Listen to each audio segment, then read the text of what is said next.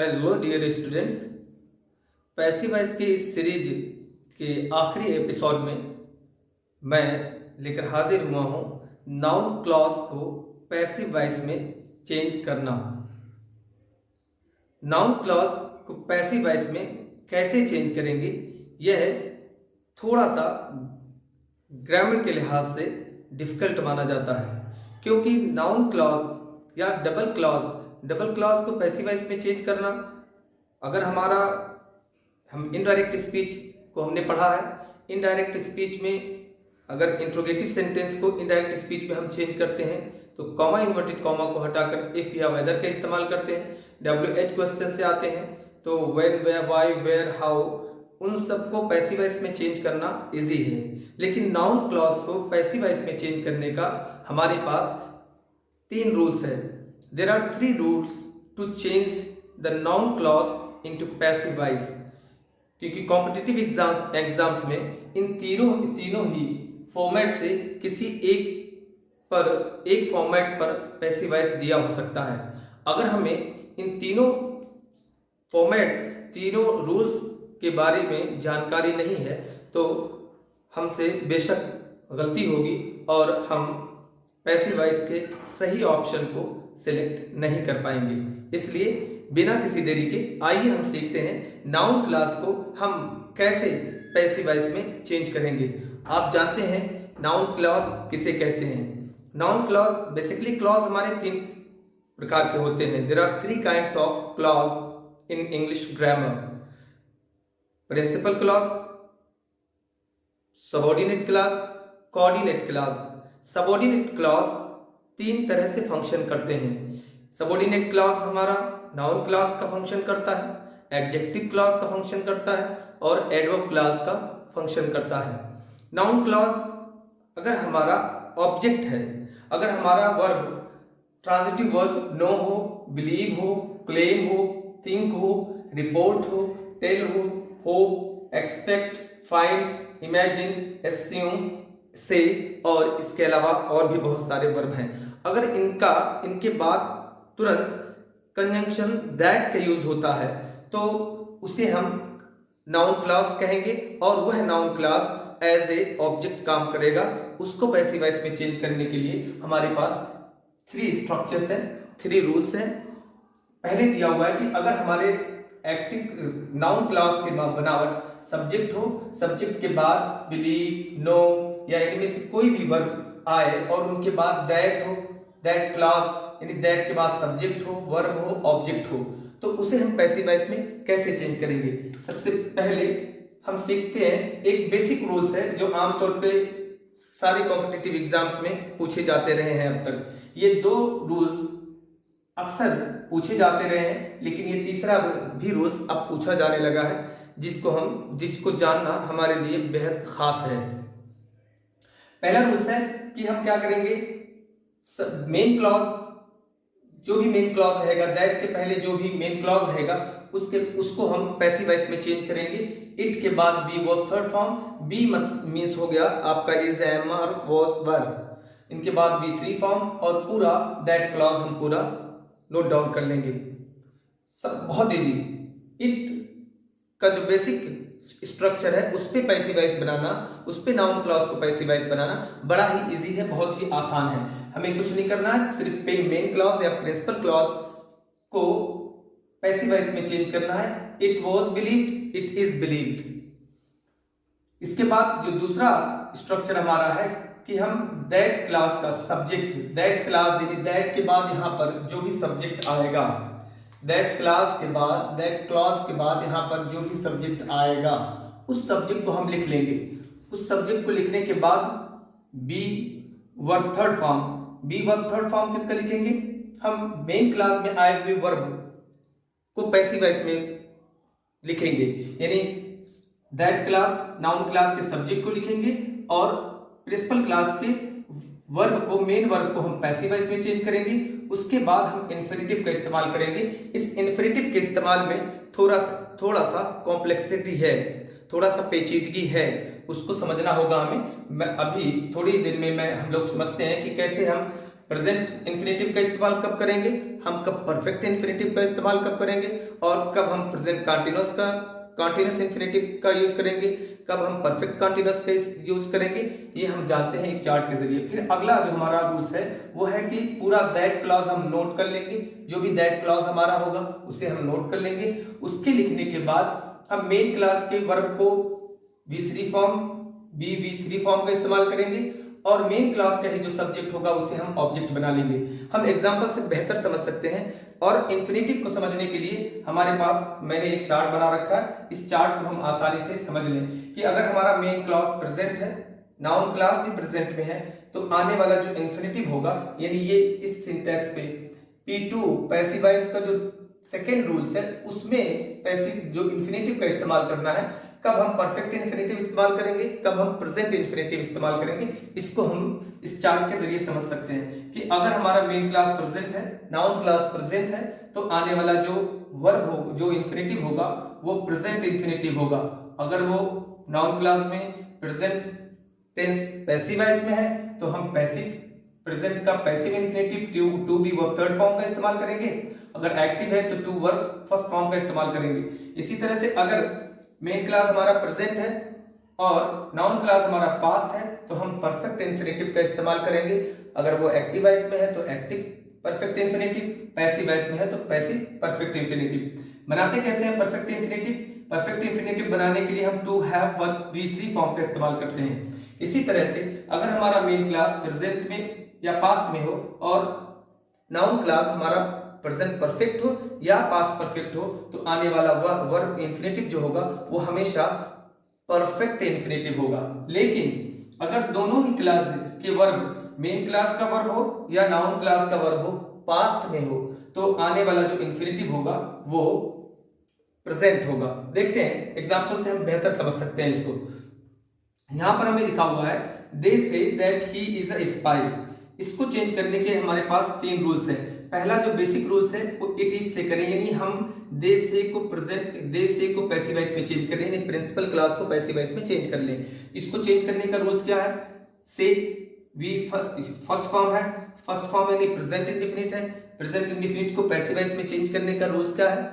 जो basic concept है कि is am are verb third form, और उसके पहले हमें लिखना है इट के बाद यहाँ पे हो जाएगा it is said, it is said, और बाकी नाउन क्लॉज पूरा नोट डाउन कर ले।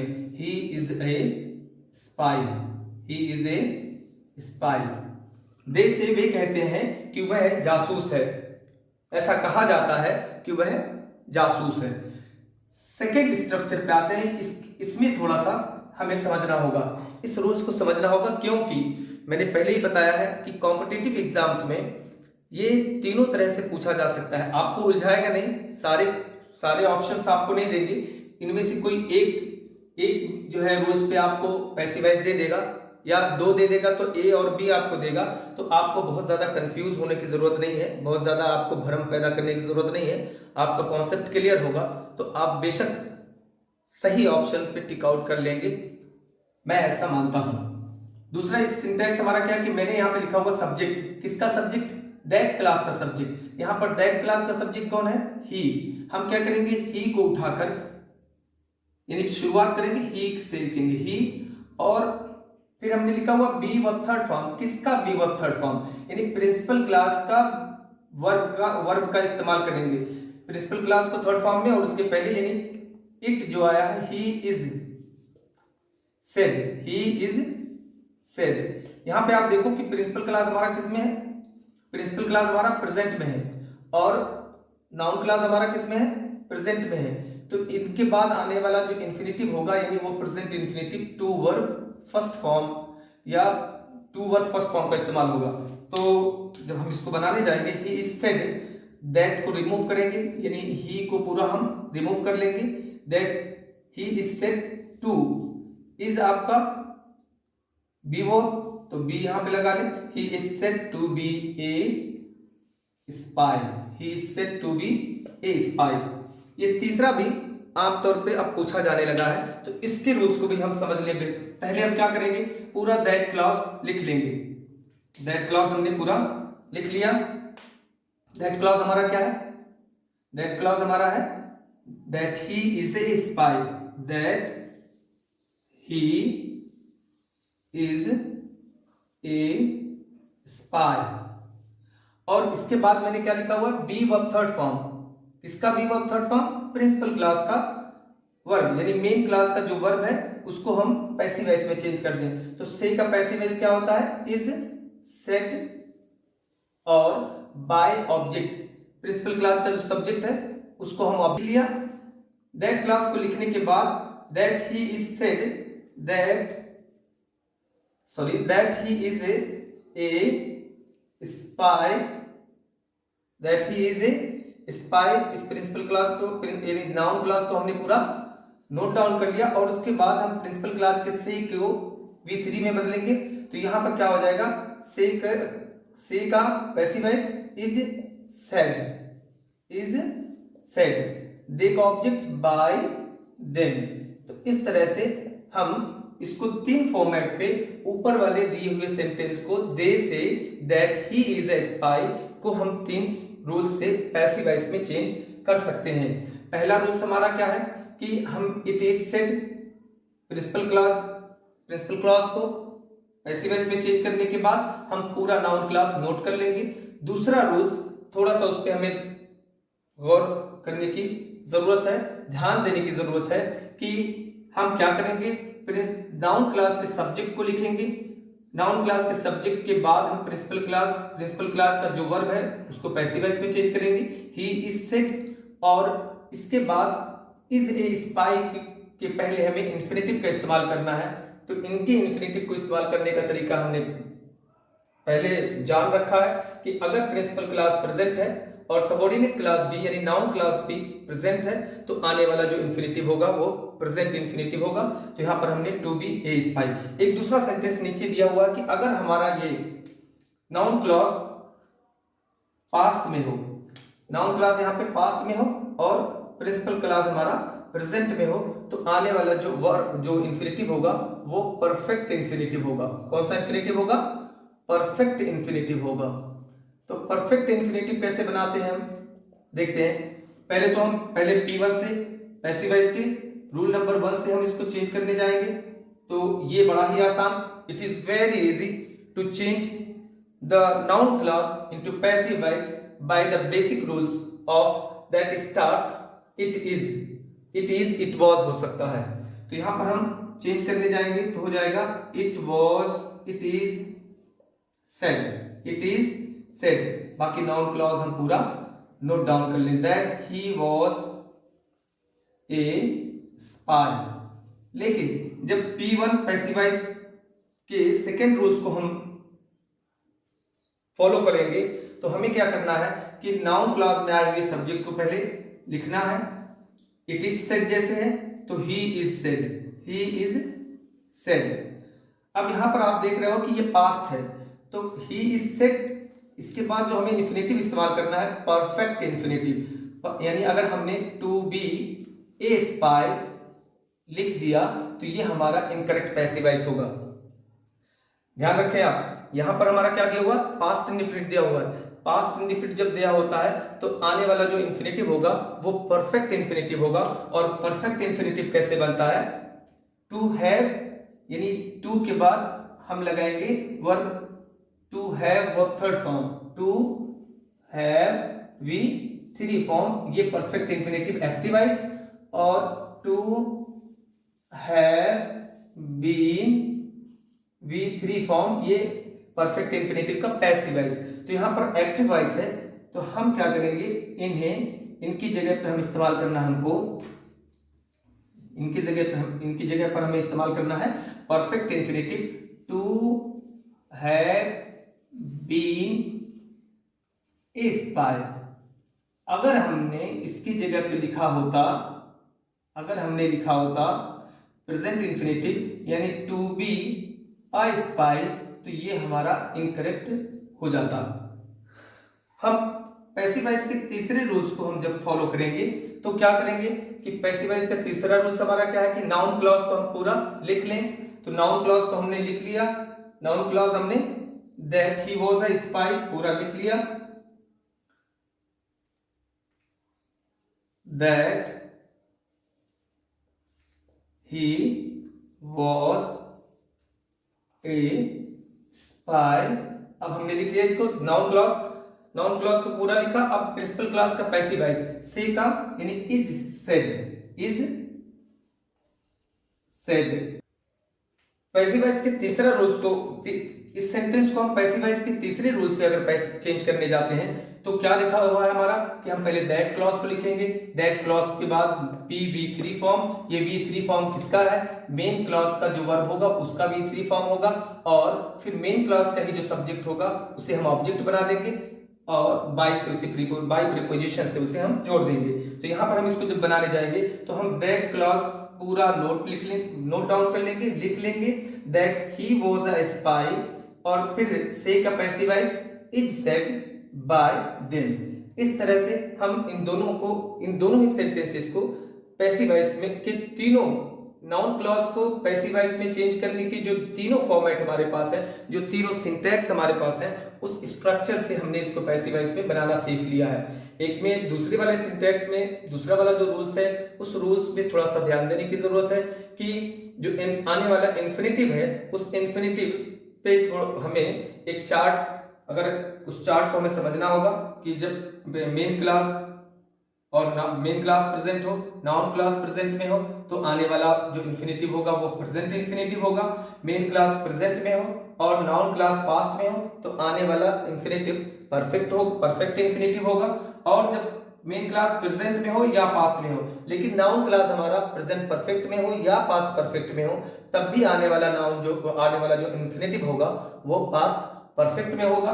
लेकिन अगर यहीं पर मेन क्लास पास्ट में हो और सबऑर्डिनेट क्लास या नाउन क्लास आपका पास्ट में हो तो आने वाला जो वर्ब होगा वो प्रेजेंट इन्फिनेटिव होगा। दूसरे एग्जांपल से हम समझते हैं। यहां पर सेंटेंस लिखा हुआ है, नाउन क्लॉज की बनावट है, they claim that the poor are exploited. अब आपने देखा कि यहाँ पे दे क्लेम प्रिंसिपल क्लॉज है और ये हमारा नाउन क्लॉज है। अब नाउन क्लॉज को पैसिव वॉइस में चेंज करने का जो रूल्स है वो कितने रूल्स हमारे पास हैं? Yes, of course there are 3 rules, P1, P2, P3। Passive voice of the rules, passive voice of 1, passive voice of 2 और पैसिव वॉइस ऑफ 3। पहला है कि आप बेसिक रूल्स है, ये बहुत ही फेमस है, सभी इसको बहुत ही आसानी से समझते हैं और जानते हैं। लेकिन ये दूसरा जो रूल्स है, इस रूल्स पर थोड़ा सा हमें इन्फिनेटिव के यूज पर गौर करने की जरूरत है। थोड़ा सा we should be attentive in the second format, in the second rules to change the passive voice while using the infinitive।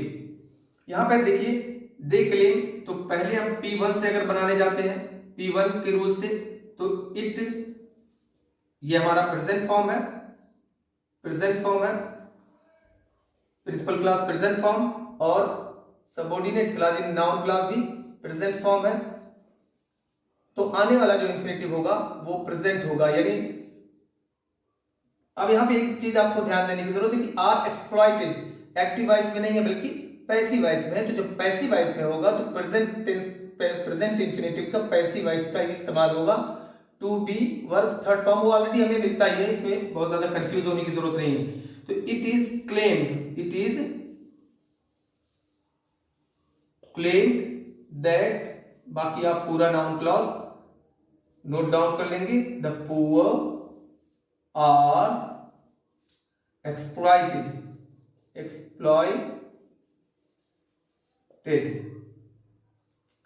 The poor are exploited.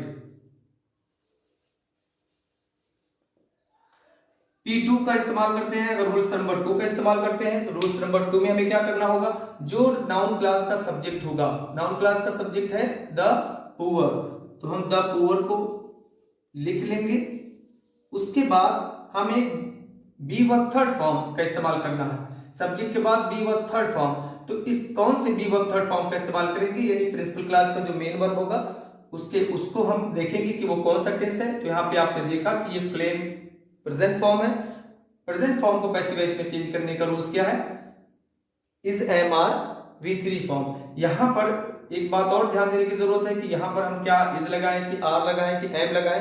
तो यहाँ पर द पुअर यानी पूरी, द पुअर आपका प्लूरल फॉर्म होगा, यानी पूरी community के लिए, पुअर कम्युनिटी के लिए, सारे गरीब लोगों की बात हो रही है। तो यहां पर हम आर का इस्तेमाल करेंगे। The poor are claimed. अब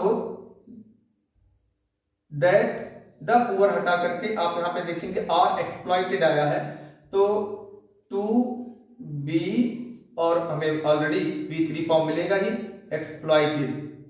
ये इस रूल से हम इसको पैसिव वॉइस में चेंज कर देंगे।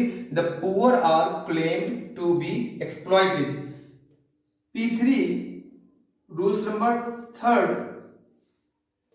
नाउन क्लॉज को पैसिव वॉइस में चेंज करने के रूल नंबर तीसरे को हम फॉलो करेंगे। तो हम क्या करेंगे, पहले नाउन क्लॉज को पूरा नोट डाउन कर लेंगे, लिख लेंगे।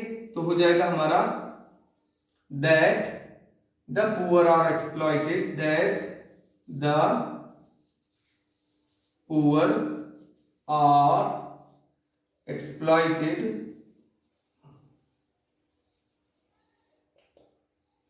अब पैसिव वॉइस मेन वर्ब का इज क्लेम्ड बाय देम। आप इसे अगेन बाय देम का इस्तेमाल ना करें तो अधूरा सा लगता है। हालांकि आप यूज करें या ना करें कोई फर्क नहीं पड़ता है, लेकिन आप करें जिससे उसका अधूरापन, खालीपन जो हो वो भर जाए। यहां पर फिर देखते हैं दूसरा सेंटेंस हमने लिखा हुआ है कि यहां पर हमने आर का इस्तेमाल किया हुआ है और यहां पर हमने वेर एक्सप्लॉइटेड। तो ये हमारा क्लेम प्रेजेंट टेंस और ये हमारा नाउन क्लॉज पास्ट टेंस में है। तो पहले बेसिक रूल से अगर हम बनाने जाएंगे, बना के चेक कर ले हम लोग, तो हो जाएगा क्या, it is claimed that the poor were exploited।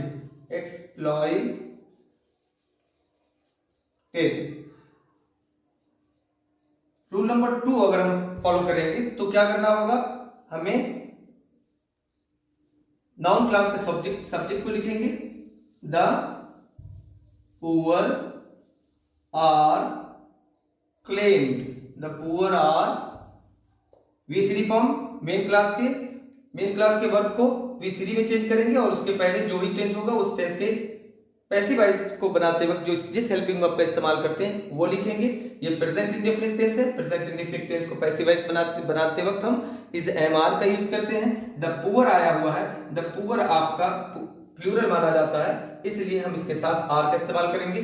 Already आपको दिया हुआ है, the poor are claimed to. अब यहां पर हमें क्या इस्तेमाल करना है, परफेक्ट इंफिनिटिव का, और हमने ऐसे लिख दिया टू बी एक्सप्लॉइटेड। यहां पर हमसे गलती होगी, ये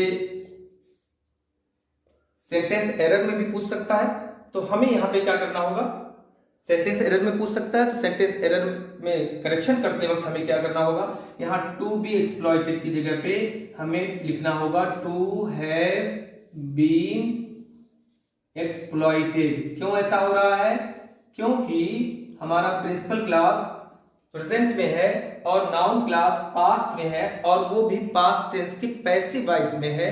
तो कॉम्बिनेशन क्या है इन्फिनेटिव इस्तेमाल करने का, कि जब प्रिंसिपल क्लास पर प्रेजेंट में हो और नाउन क्लास पास्ट में हो तो आप परफेक्ट इन्फिनेटिव का इस्तेमाल करें। रूल नंबर 2 में परफेक्ट इन्फिनेटिव का इस्तेमाल करें, और अगर एक्टिव वॉइस है तो to have verb third form, और अगर पैसिव वॉइस है तो to have been verb third form का इस्तेमाल करेंगे। तो नीचे वाला हम इस्तेमाल करेंगे, ये ऊपर वाला अगर हमने बिना सोचे समझे इस्तेमाल किया तो वो हमारा गलत माना जाएगा।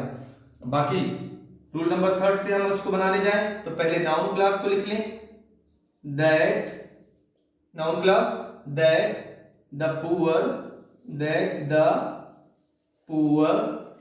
Are that the poor were exploited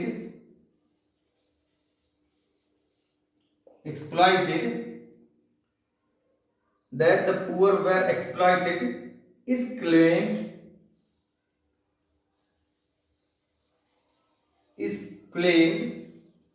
bye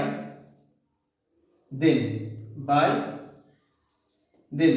एक चीज ध्यान देने की है कि अगर दोनों ही क्लासेस प्रेजेंट यानी आपका प्रिंसिपल क्लास और आपका नाउन क्लास पास्ट में है, नाउन क्लास प्रिंसिपल क्लास का वर्ब प्रेजेंट पास्ट में है और नाउन क्लास का भी वर्ब पास्ट टेंस में है, तो जो आने वाला इंफिनिटिव होगा वो आप प्रेजेंट इंफिनिटिव का इस्तेमाल करेंगे। एग्जाम्पल के जरिए, एक और एग्जाम्पल के जरिए सीख लेते हैं। जैसे आई बिलीव्ड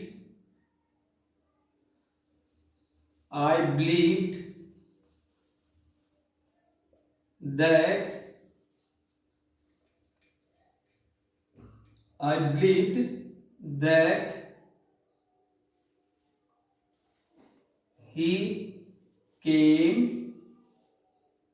later. मुझे यकीन है कि वो बाद में आया। ये एक्टिव वॉइस में दिया हुआ है, हमें इसे चेंज करना है पैसिव वॉइस में। तो पैसिव वॉइस बनाते वक्त में क्या करना होगा कि हम देखेंगे कि हमारा प्रिंसिपल क्लास जो है वो कौन से टेंस में है। आपने देखा कि ये पास्ट टेंस में है, तो P1 के रूल से अगर हम बनाने जाते हैं P1 के, तो ये हो जाएगा it was believed that he came later। और P2 के रूल से अगर हम बनाने जाते हैं तो हम क्या करेंगे, प्रिंसिपल क्लास के सब्जेक्ट को लिख लेंगे ही, और यहाँ पे मेन क्लास को हम पैसिव वॉइस में चेंज करेंगे। तो यहाँ पे आप सेकेंड फॉर्म आया है, तो इसका मतलब हो जाएगा हमें वॉज और वेर का इस्तेमाल करना है। यहाँ सब्जेक्ट ही है, ही के साथ वॉज का इस्तेमाल करते हैं। और बिलीव का थर्ड फॉर्म हमारे पास, बिलीव का सेकेंड फॉर्म, बिलीव का थर्ड फॉर्म दोनों एक ही रहता है, तो हो जाएगा ही वॉज बिलीव्ड। अब यहाँ पर हम दैट ही को पूरा रिमूव करेंगे। आप यहाँ देख रहे हैं कि ये भी पास्ट में, ये भी पास्ट में, तो आने वाला जो वर्ब जो इन्फिनेटिव इस्तेमाल करेंगे वो आपका प्रेजेंट होगा। तो यहाँ टू केम लेटर नहीं, बल्कि यानी अगर हमने ये लिख दिया टू केम लेटर जैसे लिखा हुआ है, तो ये हमारा इनकरेक्ट हो जाएगा। यहाँ पर हमें क्या इस्तेमाल करना है, केम को फर्स्ट फॉर्म में इस्तेमाल करना है, टू कम लेटर। ये करेक्शन में पूछा जा सकता है, पूछा जाता है एग्जाम में, तो यहाँ पर हमें ध्यान देने की जरूरत है। बाकी आप इसको P3 के रूल से अगर बनाने जाते हैं तो क्या करना होगा कि आप that he came later was believed by me. That he came later, पहले आप नाउन क्लॉज को पूरा नोट डाउन कर लेंगे, लिख लेंगे। उसके बाद मेन क्लास का जो मेन वर्ब होगा उसको पैसिव वॉइस में चेंज करेंगे, तो इसका हो जाएगा दैट ही वॉज। आखिरी जब बनाने हम जाएंगे तो पैसिव वॉइस यहां पर हम देख ले, that he came later was believed by me. Perfect infinitive को इस्तेमाल करते वक्त ये ध्यान रहे, इस कॉम्बिनेशन को आपको समझना होगा। ये चार्ट हमको जरूर याद करना चाहिए कि अगर मेन क्लास प्रेजेंट है तो प्रेजेंट इंफिनिटिव, अगर मेन क्लास प्रेजेंट और पास्ट का कॉम्बिनेशन है तो perfect infinitive, main class present या पास्ट में हो, या और उसके बाद आप सबऑर्डिनेट क्लास प्रेजेंट परफेक्ट हो या पास्ट परफेक्ट हो, तो आने वाला जो इंफिनिटिव होगा वो हम परफेक्ट इंफिनिटिव का इस्तेमाल करेंगे। लेकिन अगर दोनों ही क्लास का वर्ब पास्ट हो तो इंफिनिटिव जो इस्तेमाल करेंगे हम वो प्रेजेंट इंफिनिटिव का इस्तेमाल करेंगे। जैसा कि यहाँ पर हम दूसरे रूल्स को जब हम बना रहे थे तो यहाँ पे टू केम गलती से अगर हमने कर दिया तो वो हमारा गलत माना जाएगा, यहाँ पर होगा टू कम लेटर। उम्मीद करता हूँ नाउन क्लास को आपने पैसिव वॉइस में चेंज करना बहुत ही इजीली समझ लिया होगा। आगे की वीडियो में आप आगे की वीडियो अंत तक, इसकी पिछली जो हमारी वीडियोस है पैसिव वॉइस की वो आप देखते रहिए, कड़ी ना तोड़िए, ताकि आपको पैसिव वॉइस का चैप्टर पूरी तरह से समझ में आ सके। तब तक के लिए गुड बाय, बाय बाय।